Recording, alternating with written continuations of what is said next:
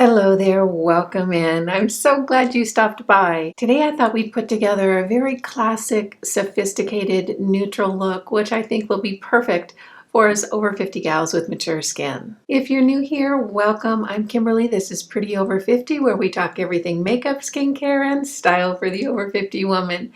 I hope you'll consider subscribing while you're here and make sure you click that notification bell so you don't miss any of my upcoming videos. And if you're interested in more makeup, skincare, and style for the over 50 and over 60 woman, stop by prettyover50.com. There's a lot more great information just waiting for you there. If you're a regular to my channel, you'll know that I've really been on the colorful makeup train for quite a while. I think it was coming off kind of a cold, long winter and having a little bit of spring weather come in. I just was seeking some bright, fun colors, and I've had a good time doing that for the last several weeks.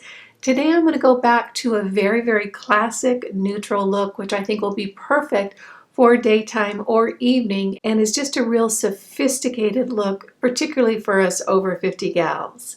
As always, all products that I use and mention today will be listed and linked below, and they'll also be over on the blog, so super easy for you to find. And with that, let's hop into the makeup. I have all my skincare done, and of course my sunscreen. I'm going to put on a little bit of the City Lips on my lips. This just helps my lips to plump up and look a little bit fuller and fluffier by the time my makeup is done and I'm ready for lipstick. For primer, I'm going to be using the Stila One Step Correct. This is really a cool little primer. I was kind of iffy on the fence when I first started using this, but I've learned to love it. It has these color correcting properties within the primer, so if you have some redness or discoloration on your face, this really helps to correct that and knock those colors down just with this primer application. I'm going to start with barely a pump, about a 3/4 of a pump, and just spread that over my face. And of course, I always like to make sure that I get my primer right underneath my eyes where my concealer is going to go. You know, it's so funny. I have been loving using the bright colors lately. But when I woke up this morning and I knew I was going to do a sophisticated neutral look, I got really excited. That's one of the nice things about makeup, is that it's so creative and so versatile. And if you're feeling a little bit spring-like and colorful, you can do that. If you want something sophisticated and neutral, you can do that as well. Really is a lot of fun when you get comfortable playing with all the different colors. For eyeshadow primer, I'm going to use the Too Faced Shadow Insurance. In my opinion, this is a dead-on dupe for the Milani, or the Milani's a dead-on dupe for this one. The formulas just seem identical to me. If you like the Too Faced brand, this is a great eyeshadow primer. If you prefer to pay a drugstore price, the Milani is, in my opinion, exactly the same. For brows, I'm going to be using the LA Girl Shady Slim Brow Pencil. This is in the color taupe. These are such good brow pencils. You can find them at CVS, I'm pretty sure at all the CVS's. Great price point. They are kind of hard to find because they're popular and they sell out, but if you can find one, this is a great brow pencil at a really affordable price. So I'm just going to start with the bottom of my brow and define that line, and then just start filling them in from there. I've got my coffee going this morning. It has been so sunny and warm, and I've been kayaking like a fool lately and hiking, and now it's going to snow over the next couple of days. I'm like, what?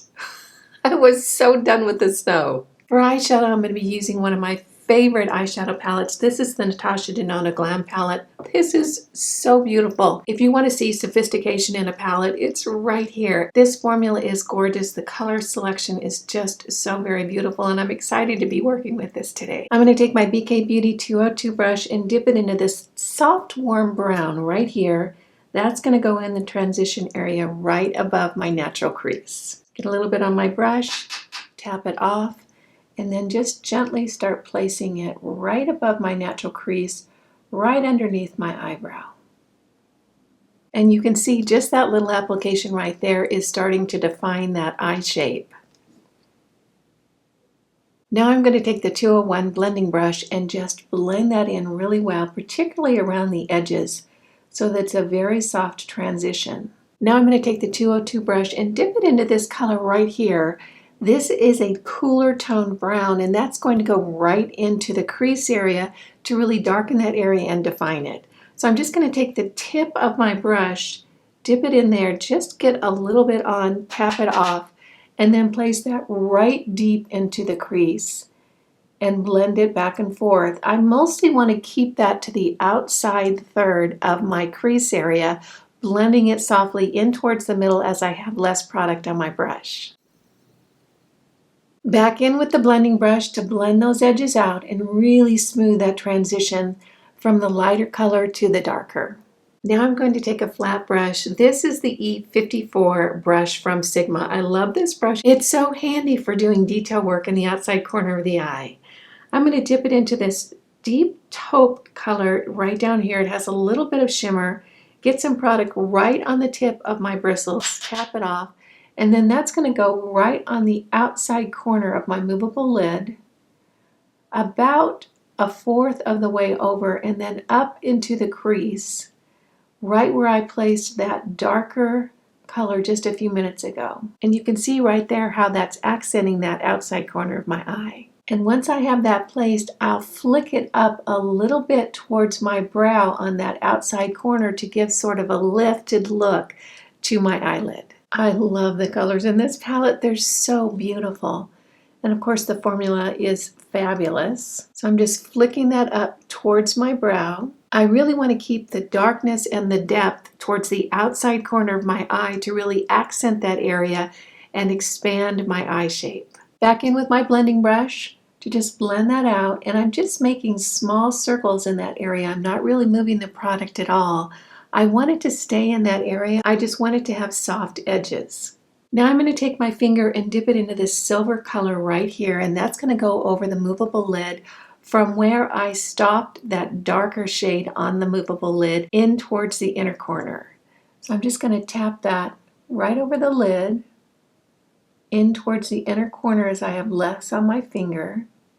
Then again with the blending brush to blend those edges out. Now for the inner corner, I'm going to take a small little detail brush right here and dip it into this color silver.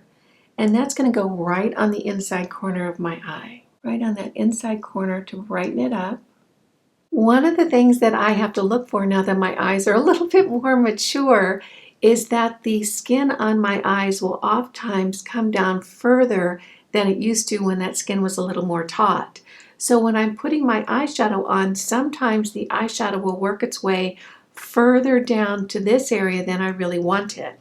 That's where I can take a Q-tip and just really run it along that outside corner up to my brow, and you can see that really cleans up that area right there. And then I can just take that blending brush and smooth that edge out so that it's really soft.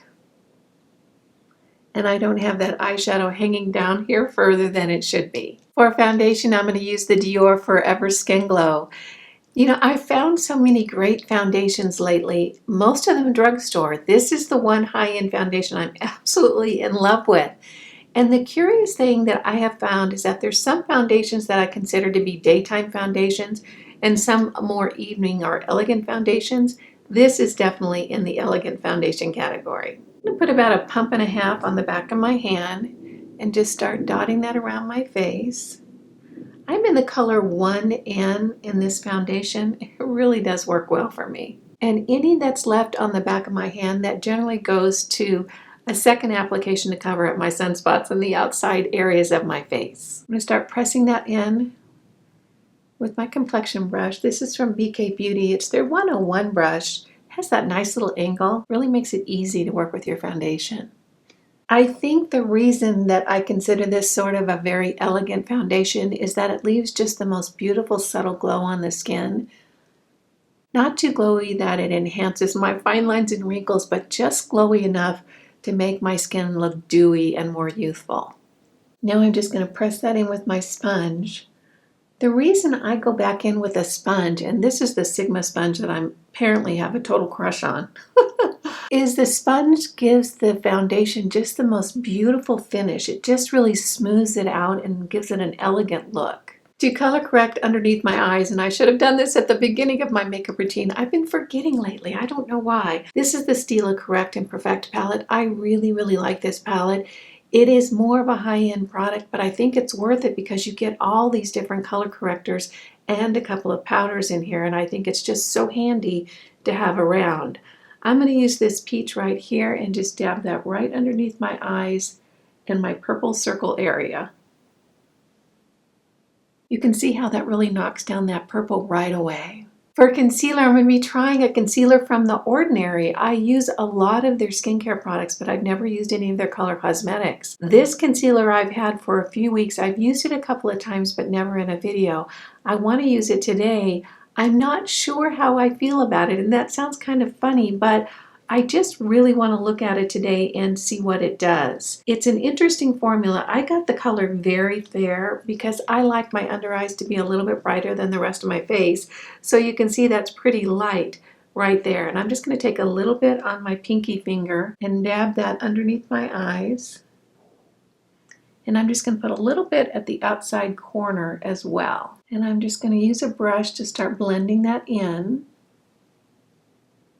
This is a little bit of a thicker concealer than some that I've been using lately. I'm not sure how it's going to turn out. You can see that the color is lighter than my foundation, but I like that lightness underneath my eyes because my skin is more mature and I get a lot of shadowing around my eyes because of the loose skin. I like it being a little bit lighter from my makeup right in that area. And you can see how very little I used. Gosh, you just don't need very much. Now I'm going to blend that in with my sponge. And you can see how that brighter color really opened up that bottom area of my eyes. So this is how the concealer looks before I set it. You can see it blended in really well. And I have a lot of wrinkles and crinkles underneath my eyes. This looks fairly smooth for my under eyes. Now I'm going to take my Fenty lavender powder and a big fluffy brush from Sigma. Get just a little bit on the brush, and I'm just really going to tap it into the lid here so that it's dispersed around that brush really evenly, and then tap it off quite a bit and just place that right underneath my eyes. Now I'm going to take my sponge and I'm going to spray just that very tip right there with some setting spray. This is the Catrice, and I'm just going to tap that real gently right under my eyes to set that concealer and powder down. For contour, I'm going to use the Charlotte Tilbury Hollywood Contour Wand. I have the hardest time saying the names of her products. I think it's the Charlotte Tilbury that gets my tongue all wound up. So I'm just going to use a little bit of this. Gosh, you just don't need very much in the areas that I want to contour and kind of bronze up. And then underneath my chin, and I bring it up just a little bit on my little jowls there. It's my Real Techniques stipple brush. This creates such a beautiful finish on the skin. Just blends in so beautifully. Isn't that just a pretty look? It really does define the levels and planes of your face. Am I blinding you? Today I'm going to use the Patrick Ta blush. This is in She's So LA. This particular blush has two formulas, a powder formula and a cream formula.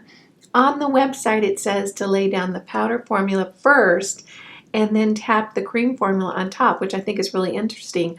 I probably would have thought it was just the opposite.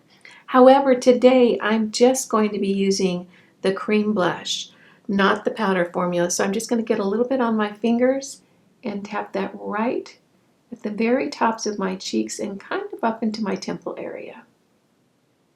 This is just such a beautiful color. Very, very neutral and sophisticated. This is another one of those products that it's a little bit more expensive, but I think it's worth it just because it's so unique and you do get so much product in the packaging. Now I'm going to take my sponge and just press that into the skin, really focusing on the outside edges of that blush placement so that it blends in really smoothly. For highlight today, I'm using a new product that I've been thinking about for so long. I finally pulled the trigger and ordered it. This is the Charlotte Tilbury Hollywood Flawless Filter. This is a classic product. You can see I haven't even opened it up yet. It's still in the box. So many people love this product. It is almost legendary. I've never used it, so today will be the first time. It comes in a beautiful package, of course, glass container, rose gold top, and then you pull it out and it has a really big wand on the end. I'm just going to use a couple of dots right up here for highlight today, and then tap it in with my fingers. And I always like to put a little bit on the front of my cheeks. What do you think? Do I look ready for Hollywood? To finish off the complexion, I'm going to use the Milani Prep Set and Glow. This is just the most subtle illuminating powder. Never looks cakey, puts the most beautiful finish on the skin. Before I move into mascara, I'm going to take my Sigma Essentials palette and dip into this color Snow right here and just do a little bit of highlighting around my eyes to kind of counteract the shadows in that area. I'm going to run this right underneath my eyebrow to highlight the brow bone, just really softly. This is so pigmented, you just don't need very much. And then I'm going to take a little bit more on my brush and just hit that inside area of my eye to open up that space because it's really shadowy in there. Now I'm going to take my L'Oreal Lay Liner. This is in the color Noir Cashmere. It's really a beautiful, almost black. It's sort of a gray black, but it's so very pretty. And I'm going to run that right along the lash line. And then at the very end, about 3 eyelashes in, I'm going to cut a line straight up and down to create a little wing. The reason I'm doing it straight up and down is because my skin will fold over to the side automatically and kind of wing that line out. So I put it straight up and down, and as my eyes relax, that line comes out to where I want just the tiniest little wing. So I'm just going to take that straight down into my lash line and kind of angle it in. And now I'm just going to take a tiny little angled brush and run it along that lash line to smooth that line out and soften the edge, and then pull that tiny little wing area up a little bit in the outside corner of my eye. And you can see using that brush makes the line really soft. Now I'm going to curl my lashes and use the Maybelline Sky High Mascara, and I'll be right back. I wanted to keep the lips kind of neutral today with a little bit of pop, so I'm going to use a lip liner that's a little bit darker than my lipstick. This is the Essence lip liner in the color Tea Time. You can see it right here. It's an automatic pencil. It's really a nice liner. And then for the lips, I'm going to use a Maybelline lipstick in the color Daringly Nude. I think this will be a really, really pretty combination. So I always overline my lips a little bit because they've gotten thinner over the years. There's the lip liner. Isn't that just the prettiest color? I really enjoy wearing this just by itself with a little bit of clear gloss over the top. It's so pretty. And there's the lipstick. Here we have the finished makeup. Gosh, it was so fun to put together a very sophisticated neutral look. I feel like this kind of look can go anywhere. It can go daytime, evening, elegant, casual. Just the sophistication of the neutral colors is so very pretty. The Dior Forever Skin Glow never disappoints. I don't think I've ever used this foundation where it wasn't wonderful and easy to work with and looked beautiful on the skin. Continues to be one of my all-time favorites. As for the Ordinary concealer, you know, I love the Ordinary skincare products. This is the first color cosmetic that I've used from them. And what I can tell you, looking in my 7X mirror, is that it's just okay. It did crease after I applied it, even after I set it down with powder. It looks just okay. I really don't think it's something worth going out and buying it, particularly for mature under eyes, because it did crease in my wrinkles several times, and you know, it looks okay, but it's nothing special. So for me, this is a bit of a pass. The Natasha Denona Glam Palette, what can I say? This is just sophistication in one little palette right here. Beautiful colors, great formula.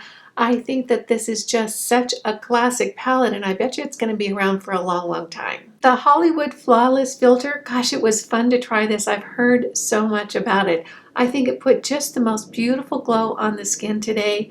I'm excited to continue to use it, and so far, I'm really thrilled. For the mascara, I did use the L'Oreal Voluminous Base. This is a mascara primer underneath the Mile High from Maybelline. What I can say is that when I use this underneath this, my lashes look a lot thicker and a lot fuller. I'm not so sure that it makes them look longer because they look pretty long to begin with. I've been using an eyelash serum. and my lashes are a lot longer than they usually are. So I'm really liking this combination for really va-va-va-voom lashes.